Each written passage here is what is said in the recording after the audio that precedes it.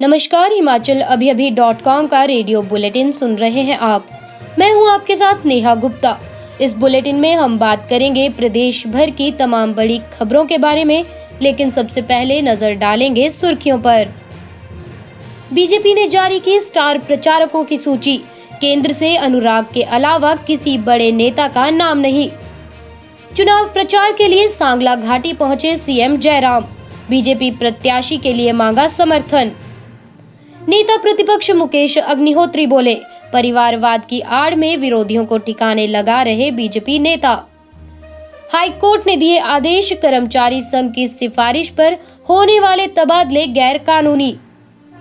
चूड़धार चोटी पर होगा हेलीपैड का निर्माण, फॉरेस्ट क्लियरेंस का है इंतजार।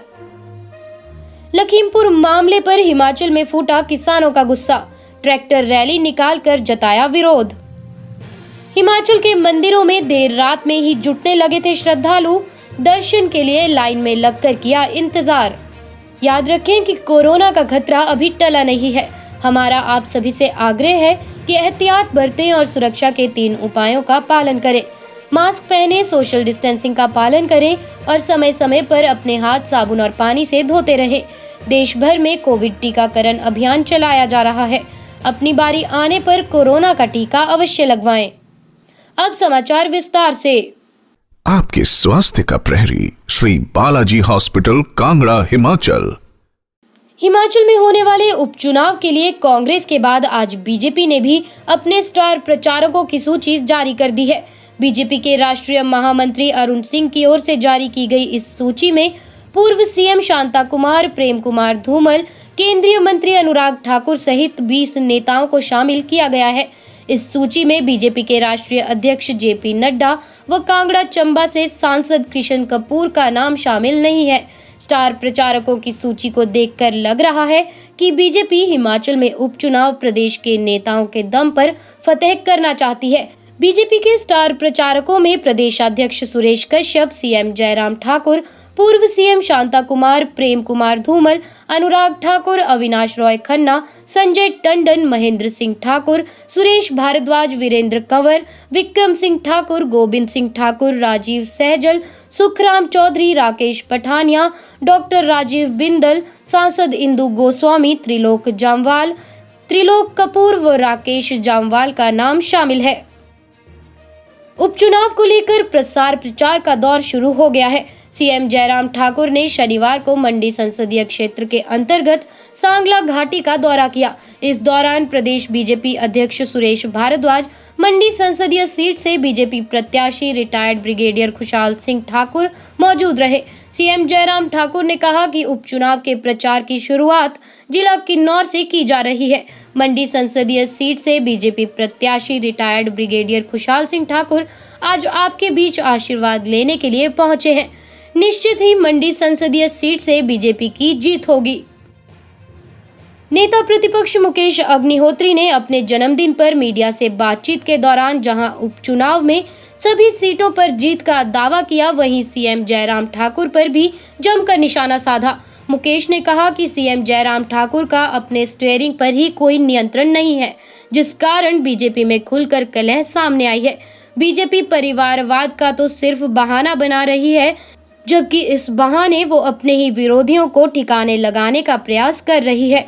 मुकेश अग्निहोत्री ने कहा कि ये उपचुनाव 2022 के विधानसभा चुनाव के लिए एक मार्ग प्रशस्त करेगा। उन्होंने कहा कि बीजेपी इस उपचुनाव में चारों खाने चित हो जाएगी। शेष समाचार ब्रेक के बाद। आपके स्वास्थ्य का प्रहरी, श्री बालाजी हॉस्पिटल, कांगड़ा, हिमाचल। हाईकोर्ट ने विद्युत बोर्ड के कर्मचारी संघ के पदाधिकारियों की सिफारिश पर किए जा रहे तबादला आदेश को गैर कानूनी पाते हुए कड़ा संज्ञान लिया। कोर्ट ने कहा कि यदि कोई व्यक्तिगत कर्मचारी, अधिकारी या मान्यता प्राप्त अथवा गैर मान्यता प्राप्त संघ का पदाधिकारी किसी भी जबरदस्ती या डराने धमकाने या अनुशासनहीन कृत्यों या व्यवहार में लिप्त होता है, तो नियोक्ता उसके खिलाफ हमेशा कानूनी तौर पर कार्यवाही करने के लिए स्वतंत्र होता है। न्यायाधीश तरलोक सिंह चौहान व न्यायाधीश सत्यसेन वैद्य की खंडपीठ ने स्पष्ट किया कि बोर्ड, निगम या कोई अन्य संस्थान जो भारत के संविधान के अनुच्छेद 12 और 226 के तहत राज्य की परिभाषा के अंतर्गत आते हैं, किसी भी व्यक्ति विशेष अथवा संघ या संगठन द्वारा की गई सिफारिशों पर विचार करने और निर्णय लेने के लिए बाध्य नहीं है। कोर्ट ने यह भी स्पष्ट किया कि यदि अगर कर्मचारी संघ या यूनियन की सिफारिश संबंधी मामला कोर्ट के समक्ष आता है जिसमें कर्मचारी की सहमति ना हो, तो संघ या यूनियन को अन्य कार्यवाही के अलावा अयोग्य ठहरा दिया जाएगा। शिवालिक पर्वत की 11,965 फीट की ऊंचाई पर स्थित चूड़धार चोटी पर जल्द ही हेलीपैड का निर्माण होगा। हालांकि सरकार द्वारा इसके लिए 10 लाख रुपए की राशि भी मंजूर की जा चुकी है, लेकिन हेलीपैड का निर्माण फॉरेस्ट क्लियरेंस नहीं मिलने के चलते अधर में लटका हुआ है। हालांकि अब इसे लेकर प्रशासनिक महकमे ने जोर आजमाइश की है। हेलीपैड के निर्माण हेतु निरीक्षण करने के बाद कालाबाग में जगह चिन्हित की जा चुकी है, लेकिन फॉरेस्ट क्लियरेंस के बाद शेष राशि मिलने पर ही आगे का काम शुरू होगा। जानकारों की माने तो चूड़धार चोटी पर यदि हेलीपैड का निर्माण होता है तो भविष्य में यहां मणिमहेश की तर्ज पर हेली सेवाएं भी शुरू की जा सकती हैं। साथ ही आपातकालीन स्थिति में रेस्क्यू करने में भी बहुत बड़ी मदद मिल सकती है। यही नहीं, चोटी पर पर्यटन को भी 4 चांद लग जाएंगे। उत्तर प्रदेश के लखीमपुर खीरी में पिछले दिनों हुए किसानों की मौत मामले को लेकर हिमाचल प्रदेश के किसानों में भी गुस्सा फूट पड़ा है। शनिवार को जिला ऊना के सीमांत गांव सनौली, मजारा, मलूकपुर, पूना और बीनेवाल में किसानों ने ट्रैक्टर रैली निकालकर इस घटना के खिलाफ अपना गुस्सा प्रदर्शित किया। इस दौरान किसान नेताओं ने लखीमपुर खीरी मामले के दोषियों के खिलाफ कड़ी कार्यवाही अमल में लाए जाने की मांग उठाई। वहीं लगे हाथ उन्होंने केंद्र की मोदी सरकार के खिलाफ भी जमकर अपना गुबार निकाला।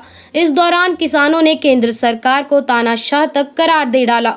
ट्रैक्टर रैली निकालने के साथ साथ किसानों ने गुरुद्वारा साहिब में लखीमपुर के किसानों की आत्मिक शांति के लिए भी पाठ का आयोजन किया। शारदीय नवरात्रों के तीसरे दिन हिमाचल प्रदेश के शक्तिपीठों में श्रद्धा का सैलाब उमड़ा। शक्तिपीठ श्री नैना देवी चिंतपूर्णी ब्रजेश्वरी ज्वालाजी मंदिर में भारी संख्या में श्रद्धालुओं ने माथा टेका और दर्शन किए। छुट्टी के कारण शनिवार को अधिकांश संख्या में श्रद्धालुओं ने मां के मंदिरों में हाजिरी लगवाई। सरकार की ओर से जारी एसओपी के तहत प्रशासन ने मंदिर परिसरों में लोगों के लिए व्यवस्था बनाई थी, जिसके चलते श्रद्धालुओं ने लाइन में लगकर माथा टेका। शुक्रवार देर रात से ही श्रद्धालु मंदिरों में पहुंचना शुरू हो गए थे। बता दें कि पिछले 2 दिनों में राज्य के विभिन्न शक्तिपीठों में 2 लाख के करीब श्रद्धालु माथा टेकने पहुंचे हैं और सबसे ज्यादा श्रद्धालु श्री नैना देवी और चिंतपूर्णी मंदिर में पहुंचे। इस बुलेटिन में बस इतना ही। कल फिर मुलाकात होगी। नमस्कार।